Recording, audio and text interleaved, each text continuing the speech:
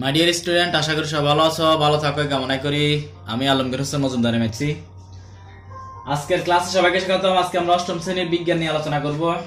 মহাকর্ষ যে অধ্যায়টি আছে, তো অবশ্যই ভিডিওটি না টেনে প্রথম থেকে শেষ পর্যন্ত দেখবে, এবং আমার চ্যানেলে যারা নতুন তারা অবশ্যই চ্যানেলটি সাবস্ক্রাইব করবে এবং পাশে থাকা বেল আইকনটি বাজিয়ে দিবে, যাতে পরবর্তী ভিডিও আপলোড দেওয়ার সাথে সাথে পেতে পারো। দেখো, 19 সালে কুমিল্লা বোর্ডে এই প্রশ্নটি এসেছিল। তো যারা 20 সালে পরীক্ষা দিচ্ছে তাদের জন্য এই প্রশ্নটি খুবই গুরুত্বপূর্ণ। তো দেখো, আমরা এই প্রশ্নের সমাধান করার চেষ্টা করব। দেখো, অভিকর্ষ কাকে বলে? মহাশূন্যতার নিজেকে ওজনহীন মনে করে কেন? আসলে কখনই এখানে আমি কথা বলবো না, কখনই আলাদা ক্লাস আছে, আমার চ্যানেলে দেওয়া আছে, সেটা দেখে নিবে। আমরা মূলত এখানে গাণিতিক সমস্যা নিয়ে কথা বলবো। তো অভিকর্ষ কাকে বলে এটা আমরা জানি। ওজনহীন বস্তু ওজনহীন কেন হয়? তার ত্বরণ যখন থাকে না, অর্থাৎ তার যে ক্রিয়া বল, যেমন আমি ভূমিতে যখন দাঁড়িয়ে থাকি তখন আমি একটা বল প্রয়োগ করি, ভূমি আবার আমার ওজনের সমান একটি বল সে বিপরীত প্রয়োগ করে। এই জন্য আমি নিজেকে আমি ওজন অনুভব করি। কিন্তু মহাশূন্যে সেই ব্যাপারটি ঘটে না। ওখানে কোনো মধ্যাকর্ষণ শক্তি নেই, অভিকর্ষ নেই, মহাকর্ষ নেই, অর্থাৎ পৃথিবীর এই যে আকর্ষণ বল, এই ধরনের আকর্ষণ বল নেই। সেজন্য বস্তুর ত্বরণ থাকে না, জন্য বস্তুর ওজন থাকে না। তো আমরা এটি করার চেষ্টা করব। তো দেখো, আমি এটা মুছে দিচ্ছি। আমার গ প্রশ্নটি হচ্ছে মেরু অঞ্চলে এন এর মান, এন এর ওজন নির্ণয় করো। তো এন হচ্ছে এটি। তো দেখো, গ প্রশ্নটি খুবই সংক্ষিপ্ত একটি কোশ্চান, অথচ 3 নাম্বারের জন্য এটি। এখানে আমরা বস্তুর ওজন নির্ণয় করা, যেমন আমরা জানি ওজন W ইকুয়াল টু mg। আমি একে সূত্রটি লিখি, বস্তুর ওজন W ইকুয়াল টু mg। তো এখানে m আর g এর মান লাগবে। তো m অর্থাৎ কি? ভর। তোমরা জানো মাস অর্থাৎ ভর। m ইকুয়াল টু হচ্ছে, এখানে n বস্তুর ক্ষেত্রে বলছি, যেহেতু আমরা n বস্তুর ভর হচ্ছে 30 কেজি। আর হচ্ছে g এর মান, মেরু অঞ্চলের কথা বলছে এখানে। তো মেরু অঞ্চলে g এর মান আমরা জানি একরকম, আবার বিষুবীয় অঞ্চলে আরেক রকম, অর্থাৎ পৃথিবীর বিভিন্ন অঞ্চলের g এর মানের কিছুটা তারতম্য হয়। তো মেরু অঞ্চলে g এর মান হচ্ছে, মেরুতে এই g হচ্ছে, আমরা জানি এটা হচ্ছে অভিকর্ষ ত্বরণ। অভিকর্ষ ত্বরণের মেরু অঞ্চলের মান হচ্ছে 9.83 এত মিটার পার বর্গ সেকেন্ড। এটি তোমাদের আগে থেকে জানা থাকতে হবে। তো দেখো, আমরা এই যে মেরু অঞ্চলে বস্তুর ওজন W ইকুয়াল টু mg, আমরা m এর মান, g এর মান বসিয়ে দিয়ে এই কাজটা করে ফেলতে পারবো। 30 ইন্টু 9.83। আমরা জানি ওজন, এটার একক হচ্ছে নিউটন। আমরা লিখে ফেলবো এটা ক্যালকুলেশন করে, এত নিউটন। এটা পারবে তোমরা, ক্যালকুলেটরের সাহায্যে তোমরা এটা হিসাবটা করে নিবে। তারপর দেখো, mn বস্তুর মধ্যাকার আকর্ষণ বল এবং np বস্তুর মধ্যাকার আকর্ষণ বল সমান কিনা যাচাই করো। তো এখানে একটি বস্তুর ভর হচ্ছে 40, m বিন্দু, m বস্তু, n বস্তু এবং p বস্তু, তিনটি বস্তু। এই দুটি বস্তু দূরত্ব হচ্ছে 4 মিটার, এই দুটি বস্তু দূরত্ব হচ্ছে 2 মিটার। তো প্রথমে এই দুটি বস্তুর ক্ষেত্রে, তারপরে এই দুটি বস্তুর ক্ষেত্রে অভিকর্ষজ যে ত্বরণের সাহায্যে যে আমরা মহাকর্ষ সূত্রের সাহায্যে বা মহাকর্ষ বলের সূত্রের সাহায্যে আমরা যেই বল হিসাব করব, বলের সূত্রটি আমরা আগে থেকেই জানতে হবে। এটি মুছে দিচ্ছি আমি। এটি নিশ্চয় তোমরা এতক্ষণে করে ফেলেছ, খুবই সহজ অঙ্ক। এটি 3 নাম্বারের জন্য, আসলে খুবই মজার বিষয়। এই সামান্য একটু ক্যালকুলেশন করে দিলে কিন্তু 3টি নাম্বার। শুধু তুমি সূত্রটি জানতে হবে, আর এই যে মানগুলো, মেরু অঞ্চলে মান কত, বিষুবীয় অঞ্চলে মান কত, অথবা জি এর স্ট্যান্ডার্ড ভ্যালুটি কত। স্ট্যান্ডার্ড ভ্যালু 9.8 আমরা জানি, অথবা কখনো 9.81 দেওয়া থাকতে পারে, অনেক সময় এটি দেওয়া থাকতে পারে। তো গ প্রশ্নটি তোমাদের জন্য আমি সলিউশন করার চেষ্টা করব। এখানে mn দুটি বস্তুর ক্ষেত্রে এই যে ভর, অর্থাৎ m এর ভর, এটা এভাবে লিখতে পারি, m এর ভর হচ্ছে, এটাকে আমি m ধরে নেই। 40 কেজি। আবার n এর ভর, এটাকে আমি m2 ধরতে পারি। m2 হচ্ছে 30 কেজি। তো এই হচ্ছে আমার এটি।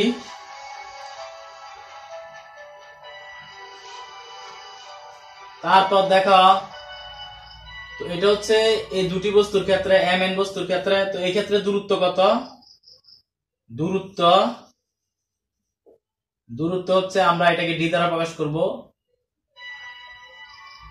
তো d হচ্ছে এখানে 4 মিটার। তাহলে দুটি বস্তুর ক্ষেত্রে আমরা লিখে ফেললাম কি বলো, এই যে এটি আমাদের এগুলো দেওয়াই আছে। এই ভর m1 দেওয়া আছে, দেখো m1 40 কেজি, m2 হচ্ছে এটি 30 কেজি, আর d1 এটাকে d1 ও ধরতে পারি আমরা। এই ক্ষেত্রে বল যদি আমি m1 চিন্তা করি, মধ্যাকর্ষণ বল বা মহাকর্ষ বল, F1 ইকুয়াল টু হচ্ছে, আমরা জানি এই capital G m1 m2 divided by d square, এখানে 1 দিয়ে দেব আমি। তো এই হচ্ছে আমার এই সমীকরণটি। তো আমায় এখানে দেখো m1 m2 এর মান আছে, এই মানগুলো যদি আমি বসিয়ে দেই, g এর মানটা আমি রেখে দিলাম এভাবে। তো এখানে m1 এর মান হচ্ছে 40, m2 এর মান 30 বসিয়ে দিলাম, আর d এর মান হচ্ছে 4। যেহেতু এখানে হোল স্কয়ার আছে, হোল স্কয়ারটা রেখে দিতে হবে। তো এটা ক্যালকুলেশন করলে আমাদের একটা মান আসবে, দেখো g, এই যে 40 আর 30 গুণ করলে 3 4 12, তাহলে 1200 ডিভাইডেড বাই হচ্ছে 4 স্কয়ার, এই 16। এটাকে আমরা এভাবে রেখে দেই, তাহলে f1 এর মান আমরা পেয়ে গেলাম হচ্ছে এত। অনুরূপভাবে n ফি বস্তুর ক্ষেত্রে f1 এর মানটি আমরা একটু নোট ডাউন করে রাখবে, এটা আমাদের পরে কাজে লাগবে। নিশ্চয় তোমরা তখন এটা লিখে ফেলেছ, আমি মুছে ফেলতেছি। তো দেখো পরবর্তী অংশ হচ্ছে এই যে n ফি বস্তুর, আবার এটা না লিখলেও চলবে। আবার n এর ভর, এটাকে এমন ধরে নিবে, তাহলে 30 কেজি, এই যে দেখো 30 কেজি দেওয়া আছে। p এর ভর m2 সমান হচ্ছে 35 কেজি। তো এই ক্ষেত্রে দূরত্ব, এই যে d1 যদি আমি ধরি, তাহলে এটা হয়ে যাবে কত বলো, এই যে 2 মিটার। আবার আমরা সূত্রটি লিখবো f2, এখানে আমরা f2 ধরে নিই, তাহলে g m1 m2 divided by d1 square. এই ক্ষেত্রে মানগুলো বসিয়ে দাও, g এর মান আমরা বসাবো না, m1 এর মান হচ্ছে কত 30, m2 এর মান হচ্ছে 35, আর d এর মান হচ্ছে 2 হোল স্কয়ার।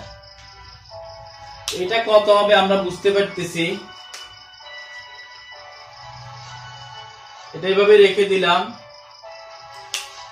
তারপর দেখো আমরা এটাকে তুলনা করব, কার মান কত বেশি, কার মান কত কম।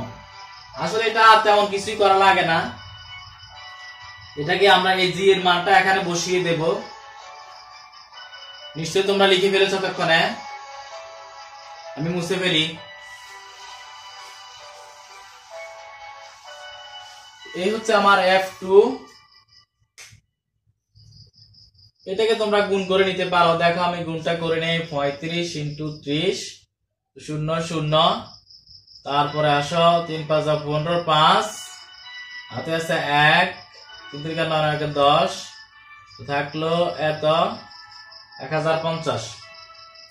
তাহলে এটা হয়ে গেল কি g 1050 ডিভাইডেড বাই 2 এর স্কয়ার 4। এখন আমরা f2 আর f1 টা তুলনা করে নেব, f1 বাই f2, অর্থাৎ কে কার বড় কে কার ছোট, এটা জাস্ট একটু তুলনা করে নিবে।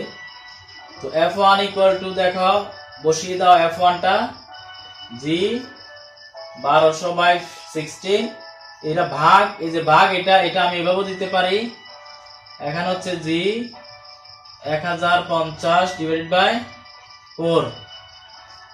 ইংরেজিতেও লিখতে পারো, বাংলাতেও লিখতে পারো, তোমার ইচ্ছে, সমস্যা নেই। এখানে আমরা একটু তুলনা করে নেব। দেখো 1200 ডিভাইড বাই 16, ভাগটা যদি গুণ করে দিই তাহলে আমরা জানি যে এই হর এটা উপরে চলে যাবে আর নিচে চলে আসবে জি 1050। এই জি আর জি ক্যান্সেল হয়ে যাবে। দেখো 4 4 16, এই 4 3 4 12, 300। এটাকে ভাগ করলে আমরা 300 ডিভাইড বাই 1050, এটাকে ভাগ করলে আমরা পেয়ে যাব কি? আমরা পাবো 3.5।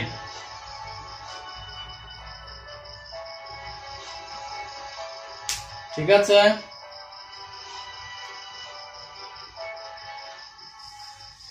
এটাকে ভাগ করলে যেটাই পাবে তুমি, দেখো আমরা পেয়ে যেতে পারি এখন f1 ইকুয়াল টু হচ্ছে 300 ডিভাইড বাই 1050।